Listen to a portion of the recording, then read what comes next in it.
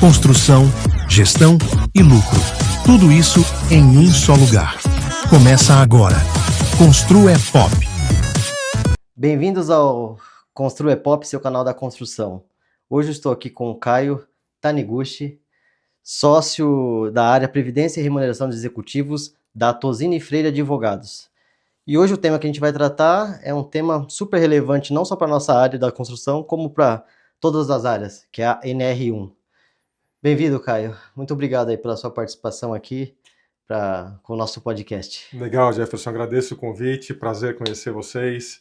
Espero que seja um bate-papo produtivo de um tema tão relevante nos dias atuais. Não, super relevante. Tem gente que ainda nem sabe o que é NR1 e o Caio está aqui para ajudar a gente a repassar todos esses pontos aí para tirar todas as dúvidas, tá bom? E eu queria começar, doutor, posso chamar de... Não precisa, mas fica à vontade. Você achar melhor. Para quem nunca ouviu falar sobre a NR1, o que essa norma tem? Por que ela é tão importante, não só para a construção, como para os outros setores? Bacana. Vou tentar fazer esse bate-papo de forma super informal, com menos juridiquês possível. Eu agradeço. Para deixar todos os ouvintes na mesma página. Bacana. Eu gosto de dizer que hoje esse é um dos principais temas no Brasil quando a gente fala em gestão de pessoas, em utilização de mão de obra, em cuidado com o trabalhador. Por quê? Norma regulamentadora, NR, como a gente conhece, são as normas editadas pelo Ministério do Trabalho para dar diretrizes para as empresas relacionadas ao cuidado com o ambiente de trabalho, com a saúde dos trabalhadores. Então a NR1 é a norma mãe, é a norma geral que vai dar uma diretriz de todas as outras ações relacionadas ao ambiente de trabalho, à saúde e segurança do trabalhador. Mais recentemente, a gente fala muito da NR1 porque ela sofreu significativas alterações. Para quê? Para trazer um olhar especial para as questões vinculadas à saúde mental das pessoas. Algo que a gente não via ainda de forma expressa. A gente falava sempre em risco físico, químico, biológico e a saúde mental. Né? Principalmente depois da pandemia, explodiu o número de afastamentos por saúde mental. Então, como a gente está num país que o nosso sistema jurídico aqui é sempre assim, né? Primeiro a gente tem um problema ou uma oportunidade, sempre. Aí tem uma norma para tentar regulamentar isso. Então a NR1, com as novas alterações, vem justamente para ter um olhar com as questões de saúde mental. Entendi. Então a NR1 ela é como se fosse um manual que as pessoas têm que seguir, não só na construção. Eu posso ter um escritório de advocacia, posso ter uma contabilidade, eu também tenho que seguir essas normas também. Boa, Jefferson. Aqui isso independe de área econômica, de tamanho, de faturamento. É olhar como obrigação da empresa para a saúde e segurança dos trabalhadores. Vale para todo mundo. E o que mudou assim mais para a construção, falando um pouco para o nosso público aqui da construção, o que mudou para eles assim a NR1, que é uma norma que tem várias sobre riscos, né? Mas essa mudança que está se falando tanto, qual que foi essa alteração tão impactante? Legal, Jefferson. Existe uma premissa, existe uma verdade que de fato não reflete o dia a dia, de que as pessoas só se afastam, só se adoecem, se acidentam por conta de questões físicas. No ambiente de construção civil, na nossa cabeça se eu vou perder uma mão de obra é porque alguém caiu, sofreu um acidente, não tomou cuidado com alguma coisa, ou caiu alguma coisa em cima dessa pessoa. Mas a verdade é que existe um crescimento importante de afastamento de pessoas que também atuam na área de construção civil que não estão relacionadas com os problemas físicos. Tem muito problema de depressão, assédio, né, problemas econômicos que podem gerar um burnout, né, pode falar depois, um burnout nada mais é do que uma crise de ansiedade que gera... Pico de estresse, A pessoa espanou, não consegue mais trabalhar. Então, como essa é uma verdade também para o setor da construção civil, isso é algo que é novo para esse setor e para todos os outros setores no país também, de que vão ter que ter um olhar agora para essas questões de saúde mental. Entendi. Então a NR ela vem para adequar uma coisa que está acontecendo já faz alguns anos, né? Que as pessoas estão cada vez mais estressadas, mais ansiosas. Então ela vem para regular isso, né? Exatamente. Vamos lembrar, Jefferson, que lá em 23 o Ministério da Saúde já entendeu que problemas de saúde mental podem estar vinculados ao ambiente de trabalho.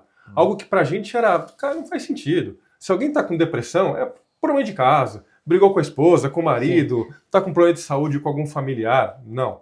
Existem muitos problemas de saúde mental que nascem por conta do ambiente de trabalho. Então, em 23 isso surgiu, disseram, opa, pera lá. E hoje, por que um sócio da área previdenciária está falando desse tema? Né? Parece que é muito trabalhista, etc. Exato.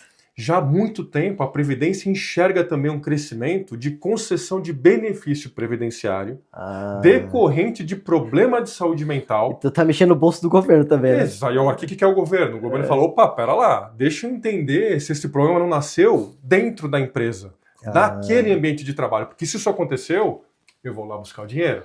Então, as coisas estão conectadas. Então por causa que, às vezes você pode ter um chefe, né, que pode, né, cometer um assédio, um assédio moral com a pessoa, e aí isso acabar impactando na cabeça dela, né, deixando ela depressiva. Esse é um grande essa exemplo. Cobrança excessiva, às vezes, em cima da pessoa, né? Exatamente, um excesso de jornada, um assédio moral ou sexual, né? Aqui a falta de equilíbrio entre a vida pessoal e profissional. São vários os fatores que a gente chama de riscos psicossociais, que essa é a grande dificuldade, né? O que é um risco psicossocial? A gente está muito, a discussão hoje é, cara, mas o que é? Como eu meço? Então, por isso que vale a pena essa conversa, para a gente tentar entender, porque também não é algo pronto, Jefferson. É algo que cada empresa precisa olhar para dentro da sua organização, entender, com base naquele negócio, quais são os riscos, eventualmente, que existem naquele ambiente de trabalho.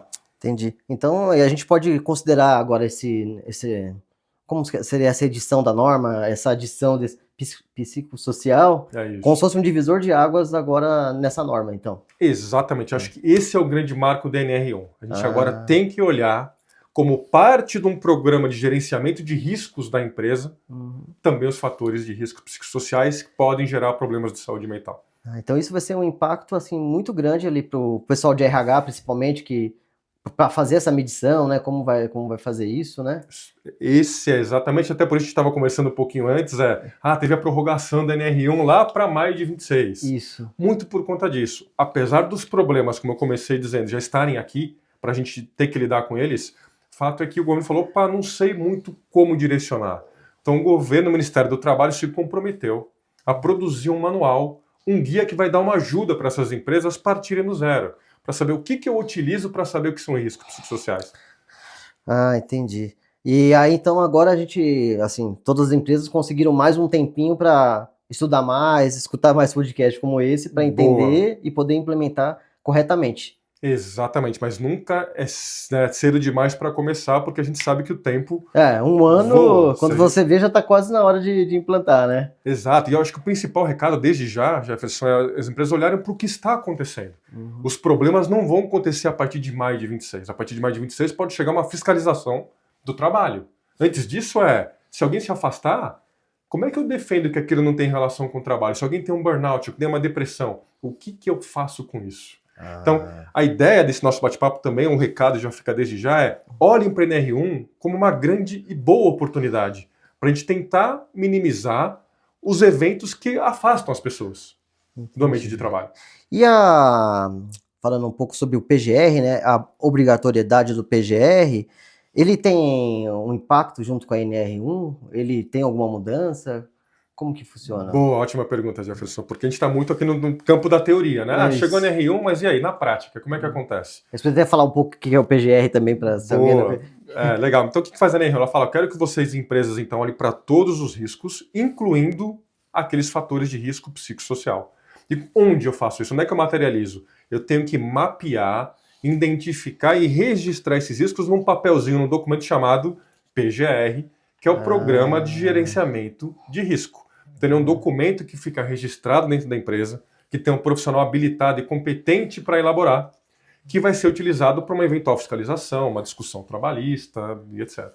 Então eu tenho que ter isso escrito lá na minha empresa, em algum lugar. Se tiver uma fiscalização, eu tenho que apresentar. Exatamente. Ele vem para substituir o antigo PPRA, que era um Programa de Prevenção de Riscos e Acidentes.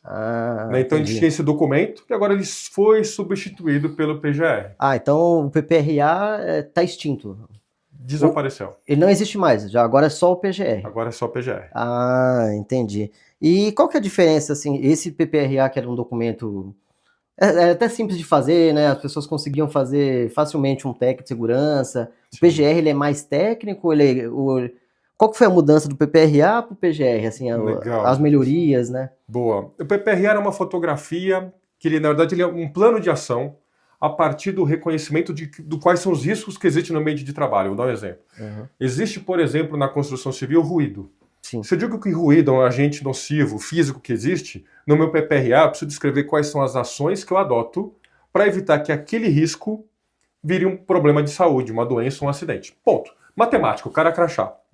No PGR, até por conta agora dessas questões dos riscos psicossociais, ele é um organismo mais vivo. Ele não é uma fotografia do depara.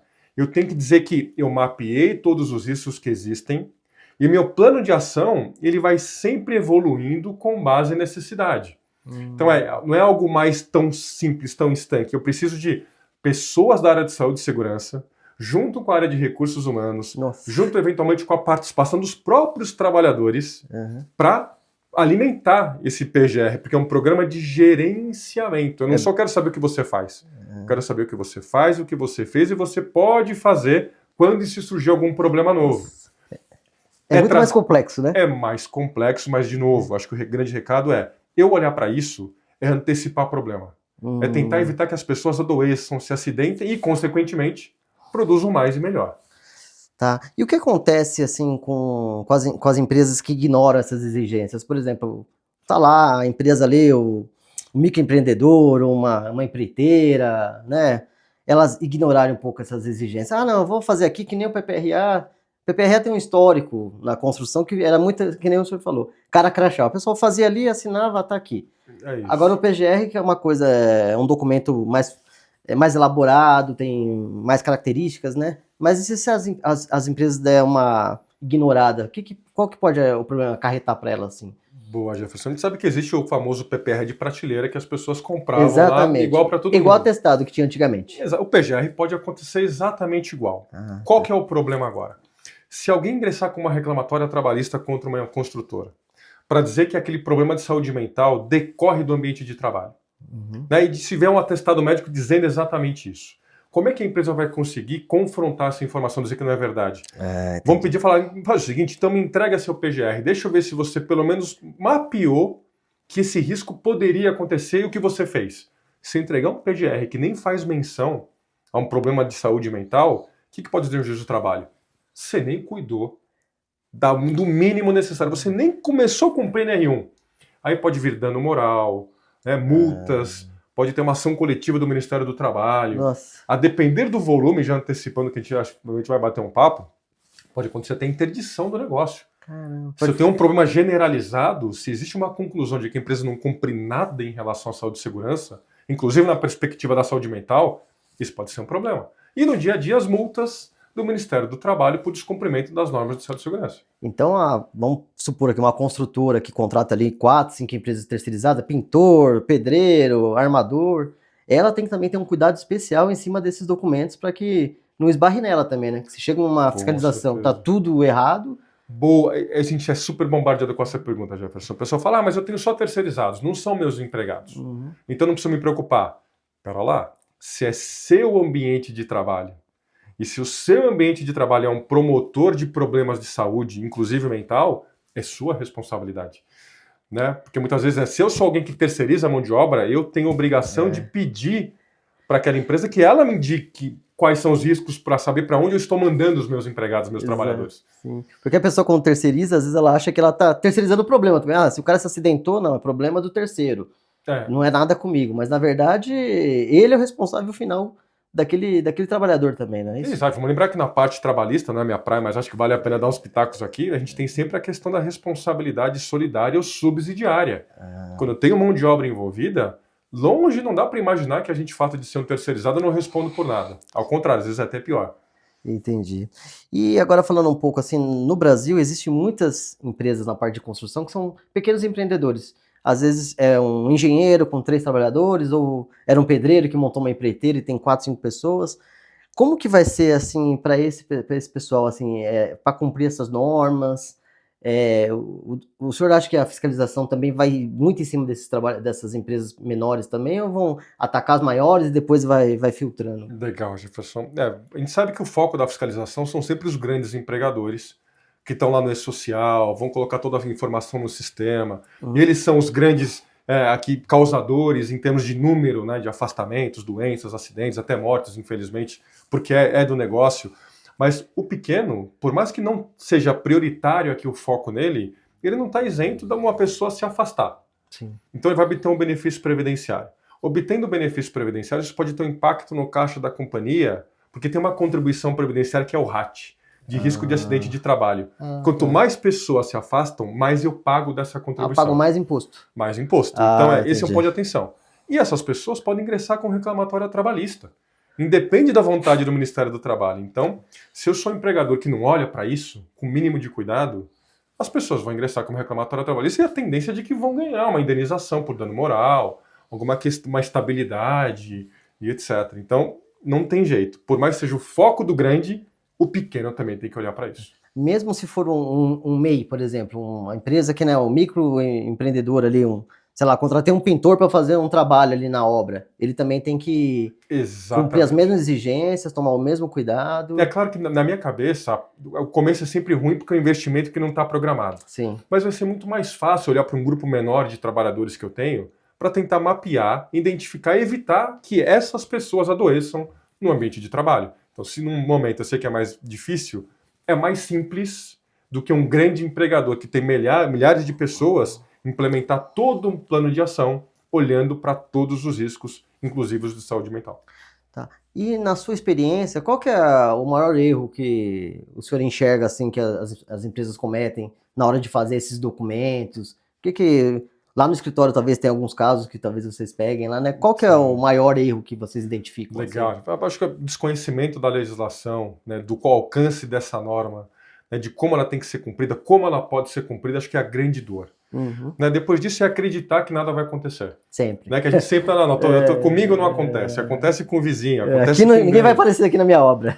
Então, a grande questão é essa, né? Porque quando o problema aparece no grande, ele certamente já teve uma assessoria jurídica prévia, já investiu alguma coisa e está preparado para responder. E está ciente de que não cumpriu uma norma, mas sabe que tem algum argumento, algum elemento para se defender. Muitas vezes o pequeno conta com a sorte, mas a sorte às vezes não está presente. E quando chega um problema, pode ser um único problema que acaba com o negócio. O cara pode acabar com a empresa dele, com o trabalho que ele tem. Por conta de uma ação judicial, por conta de uma fiscalização. Entendi. Caio, e o que diria para... Assim, acontece muito, não deveria acontecer no nosso setor, mas acontece. Tem obras, mestre, às vezes uma própria empresa que tem ajudantes ou pedreiro e paga ali diária para eles. Paga ali um por fora, né, pessoal? Não devia ter, mas acontece. Espero que isso esteja melhorando. Mas nesse caso, vamos supor que um mestre contratou ali um pedreiro e pagou uma diária. Nesse caso, dentro da obra, quem que vai responder? É a própria empresa? Como fica nesse caso? Legal.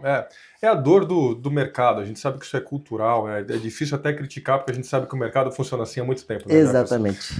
E a gente fala muito da questão da informalidade. Muitas vezes hoje já está na moda do empreendedorismo, que todo mundo quer ser um autoempreendedor. Todo mundo é empreendedor. E eu falo, enquanto está tudo bem, ninguém enxerga problema, dificilmente vai aparecer uma fiscalização, ninguém vai ingressar com uma reclamatória trabalhista.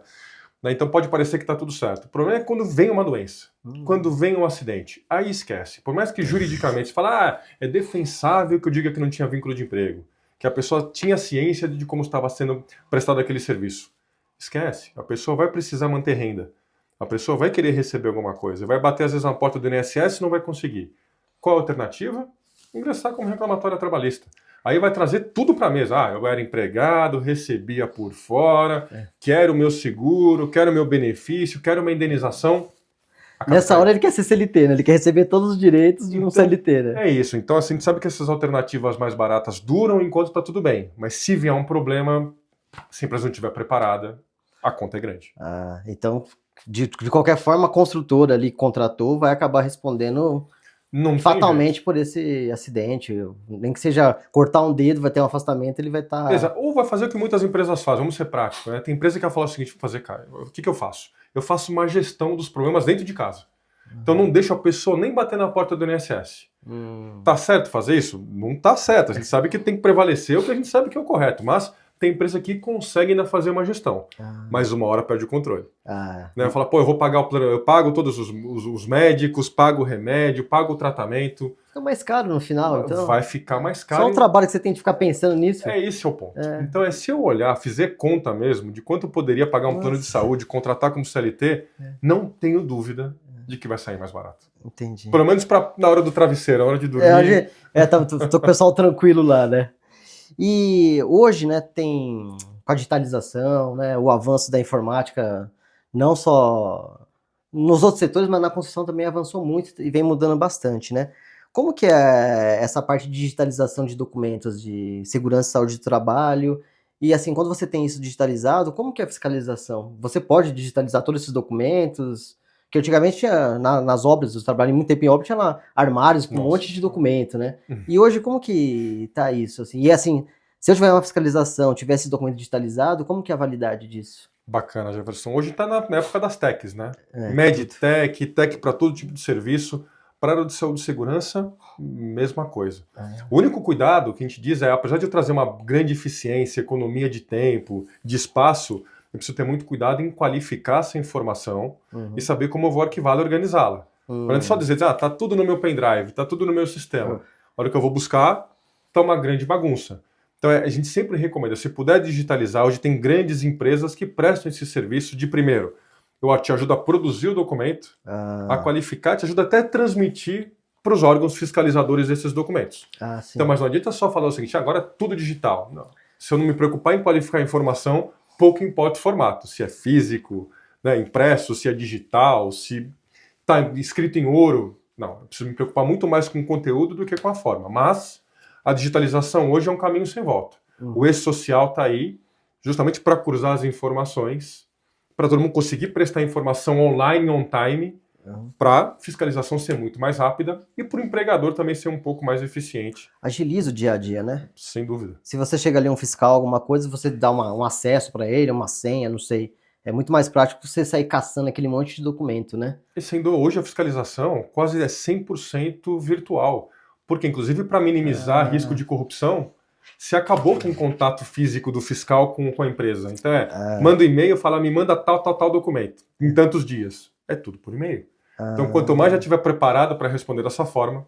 Então, antes do fiscal ir na sua obra, ele já está lá fiscalizando você antes de chegar lá. Ele vai olhar para todas as informações públicas e as que você, eventualmente, colocou em algum sistema informatizado dos órgãos fiscalizadores. Legal. E, assim, do seu conhecimento, agora que a gente está falando da NR1, né, essa parte psicossocial, já tem alguma plataforma, algum sistema que o senhor conhece, que está pintando por aí para ajudar a gente nessa confecção, legal, nesse acompanhamento? Eu gosto muito de duas empresas que a gente acaba trabalhando junto em alguns casos. Eu gosto muito da FAP Online. Né? A FAP, vamos lembrar, o FAP é aquele fator acidentário de prevenção. Sim. Ele nasceu fazendo aqui a organização e gestão dos afastamentos e hoje ele tem uma grande tecnologia que olha para toda a gestão de dados das empresas. Eu gosto muito do pessoal do Eduardo Milanelli, porque eles são uma empresa que qualifica informação, ele ajuda, apresenta críticas, inclusive, trabalha aqui a quatro mãos com o jurídico, para dizer, você pode ter um problema, ter uma inconsistência. Olha para esse dado para eu te ajudar a arquivar e transmitir para o governo. Já te indica ali o caminho para você ficar mais tranquilo, Ele né? garante o compliance lá de saúde e segurança. E olhando especificamente para as questões de bem-estar, felicidade, saúde mental, eu gosto muito do pessoal da Zenbox. Que Zenbox é um aplicativo que foi criado que ele starta uma pesquisa para todos os empregados de uma empresa e eles entram nesse sistema para dizer como estão se sentindo em relação ao ambiente de trabalho. Que legal isso. Ele captura todas as perspectivas da saúde mental, física, mental. Então olha para tudo e a pessoa consegue nesse sistema dizer o que está bom, o que está ruim, sem individualizar. A partir disso, esse programa gera um diagnóstico coletivo. Porque esse é um ponto importante, acho que não pode deixar de falar. NR1 não é cuidar de cada pessoa, é cuidar do ambiente de trabalho para que ele não contribua negativamente para um problema individual. Mas a responsabilidade da empresa, do empregador, é olhar para o seu ambiente como um todo. É claro que se ele puder cuidar de cada pessoa, ótimo, é o mundo ideal, mas não é uma responsabilidade da empresa, é algo compartilhado entre a empresa e a própria pessoa. Então a empresa tem que olhar se o seu ambiente, alguma pessoa, contribui para alguma coisa ruim acontecer. Ponto. E a Zenbox olha para um pouco disso.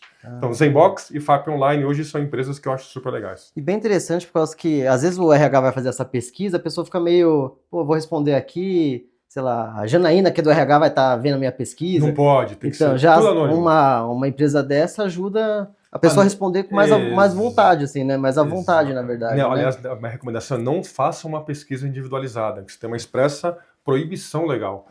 Você não pode individualizar, porque imagina o seguinte, você faz uma pesquisa, você diz lá, o Caio é alguém que está propenso a ter uma depressão aí. Vamos fazer o seguinte, manda o cara embora. Nossa, é outro risco. É um desligamento discriminatório, você tem um baita problema trabalhista no colo para enfrentar depois, entendeu? Entendi. Então eu preciso ter algo olhando para a organização. Se eventualmente as minhas ações vão beneficiar mais uma pessoa ou outra, ótimo, mas não é olhar para alguém específico. Para vocês, eu não sei se vocês sabiam, é uma coisa que eu não sabia, eu já imaginava que o RH podia soltar uma pesquisa, mas não é legal fazer, tem que ser uma empresa terceira para fazer isso. Ou então vai usar um sistema anônimo que garante o anonimato. O RH vai soltar uma pesquisa, se quiser, porque tem outros mecanismos, né, Jefferson? Como é que eu posso descobrir quais são os riscos psicossociais, os fatores de estressores? Eu posso olhar para denúncias que tiveram num canal que realmente eu tenha. Eu olho para atestados que nós recebemos na empresa. Eu tenho um monte de atestado. Opa, pera lá, se eu tenho um monte de atestado por algum problema de saúde mental, é um gatilho. Tem o CID, né? Vem o CID ali que ele é genérico, né? É isso, genérico, mas eu vou conversar com a minha gestão, os gestores, com os líderes. Gente, o que vocês acham aqui? Faz uma conversa informal com algum empregado ou empregada. Então, são mecanismos que eu não preciso necessariamente de uma pesquisa. A pesquisa, se eu não conseguir capturar o que eu tenho dentro de casa, pode ser um caminho. Entendi. E na sua opinião, como que a gente consegue criar uma cultura real de segurança do trabalho? Não aquela coisa que nem o PPRA, que era de prateleira. Não, tá tudo aqui, tá tudo mapeado, é só vocês seguirem. Na sua visão, como que a gente consegue levar isso para a obra para que as pessoas realmente abracem a segurança e vejam a importância no dia a dia, né? Legal. Eu acho que para mim isso tem que ser parte da cultura dessa empresa. E para ser parte da cultura, eu só consigo se isso for um comprometimento da alta liderança. Dos chefes, do dono. Se ele não entender que aquilo é importante, que aquilo é parte da cultura, e escrever, exigir que isso aconteça, vai continuar sendo algo muito pontual. Vai ser algo só quando acontecer um problema que a gente vai resolver. Se o engenheiro da obra não tiver também fechado com a segurança, fala, não, pode fazer, faz. Rápido. Não tem jeito, não é alguém que está lá no dia a dia, na obra, na execução da obra, que vai falar, gente, ninguém vai se preocupar comigo se eu estou bem. Não. E não vai levantar a mão, porque vai estar totalmente desalinhado com a cultura daquela empresa. Entendi. E a gente já está chegando quase no fechamento aqui, Caio. E aí a gente tem um quadro aqui que chama o Cafezinho com Pimenta. Opa! Né? Então, umas perguntinhas pra gente, rápido, papum, assim, pra gente esclarecer aqui pra nossa audiência. Então, o que eu queria saber, uma multa que o senhor já viu, a obra perdeu o sono, assim, alguma multa que chegou por causa dessa relação de segurança, que a empresa nem esperava receber aquela multa. Tem alguma que você pode compartilhar com a gente? Boa, acho que é um caso que é público, né? Nenhum caso nosso aqui, porque é mais sensível compartilhar, mas vamos lembrar dos acidentes. Não são raras as notícias que a gente vê de mortes acontecendo em canteiros de obra. Né? Porque a gente sabe que não é fácil trabalhar mesmo, mas cada vez mais a gente enxerga que tem investimento em tecnologia e em proteção, então é cada vez mais raro. Mas vamos lembrar um caso que ganhou autoridade no mundo, que foi a queda das barragens. Brumadinho, Mariana, etc. Então, são empresas que sempre investiram, mas não conseguiram antecipar esse problema. Muitas mortes. Olha o dano reputacional para essas empresas. A conta foi bilionária. Né? Claro, são grandes empresas num grande cenário, sim, mas isso no micro também acontece. Né? Então, para a gente perceber que hoje acontece um acidente em um lugar, do outro lado do planeta o pessoal vai comentar, vai criticar, né? Vai exigir uma reparação. Hoje a gente fala em reparação coletiva, não é mais só reparação só para as famílias. Então, esse é um tema que me chama a atenção e eu acho que vale todo mundo lembrar sempre como um bom recado. Bem lembrado. Vai sempre lembrar desse caso, sempre que você vai citar ele, e podia ser local na sua cidade, você vai estar sempre marcado também na sua cidade, né? Claro. Caiu um elevador da sua obra, Deus me livre, né? Um acidente grave, vai ser sempre lembrado. Foi uma fatalidade? Foi, claro, ninguém desejava? Claro que não. A empresa foi capaz hoje de conseguir consertar e reparar? Sim, mas agora é o recado, vamos tentar antecipar cada vez mais o que pode parecer improvável, impossível que vai acontecer. Que o dano para a família, que às vezes perde um ente querido, é irreparável, não tem dinheiro que você vai reparar aquilo, né? Exatamente. E se tivesse que resumir a NR1 num para-choque de caminhão, assim, para andar por aí, todo mundo tá sempre alerta. Qual que seria essa frase que o senhor imagina que poderia colocar? Eu gosto de duas, posso dar duas? Pode, duas. Hoje a gestão da saúde, inclusive mental, é o caminho. Não andem na contramão. Essa tem super cara. Né? E o que eu gosto, que a gente fala muito nesse ambiente, principalmente os psicólogos e quem está mais na área de gestão de pessoas, a doença de saúde mental é aquela que dói e não aparece. Né? Ela dói de forma silenciosa. Então essa é a mais difícil de realmente a gente conseguir enxergar, mas ela está lá. Às vezes a pessoa tem que ter esse olhar para... O gestor, principalmente, ter olhar para as pessoas assim, né? Às vezes a pessoa tá quietinha ali, entender dele como tá passando, né? Se preocupar com o próximo, né? Porque quando a pessoa quebra uma perna num canteiro de obra, você vai ligar e falar, tá tudo bem, pô, tá conseguindo andar, voltou a correr, agora alguém se afasta por depressão.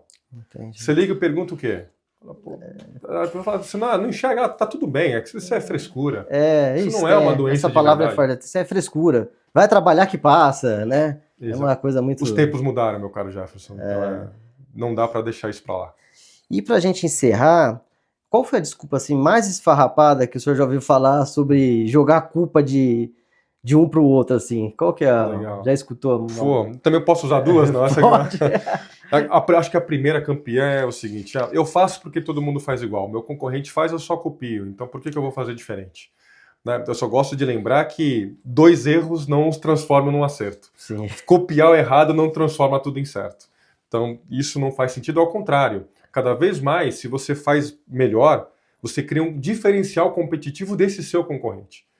Né? De novo, se alguém começar a ver empresas que têm um grande volume de afastamentos, inclusive por saúde mental, a chance de alguém, de repente, isso vir para uma mídia, falar, se eu vou contratar alguém, eu vou tentar escolher alguém que promove mais a saúde e segurança do trabalhador do que aquele. Sim. Então, é um primeiro ponto. E acho que agora o último, que a gente também escuta bastante, é a geração mimimi. Problema de saúde mental é algo da nova geração, dessa molecada que está aí e não está afim de trabalhar. Porque eu acho engraçado que isso não é verdade. A verdade é que o pessoal novo do mercado de trabalho não topa mais os mesmos problemas que a gente resolvia encarar. Evoluíram, né? Evoluíram, eu gosto de brincar. Essa nova geração são os filhos de alguns empregadores. Eu pergunto, o seu filho é da geração mimimi? Ele é mimimi? Não, meu filho não. Mas o seu empregado da mesma geração é mimimi. Então é engraçado, né? Sempre o do outro, né? Não, o meu não. Sempre do outro. Sempre do outro. Caio, te agradeço demais aqui. Para mim, esse bate-papo é uma aula. Que legal. Seu conhecimento aqui. Podia ser usado esse podcast aqui como aula no qualquer curso de segurança, tenho certeza. Te agradeço demais o seu tempo e te deixo aqui se quiser deixar alguma palavra aqui para nossa audiência. Fica à vontade para seus contatos. Te agradeço demais mesmo. Eu que agradeço o convite, parabéns pela iniciativa, sucesso para o seu podcast. Muito obrigado. Prazer conhecer vocês. Acho que o recado é prevenção é o melhor investimento.